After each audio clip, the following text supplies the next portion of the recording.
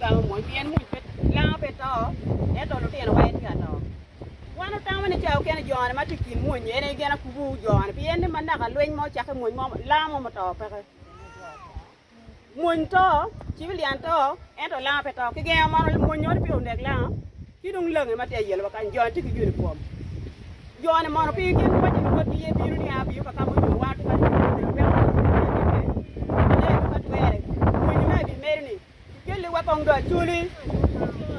kikene dong ko kele kan ki ko la mo bi be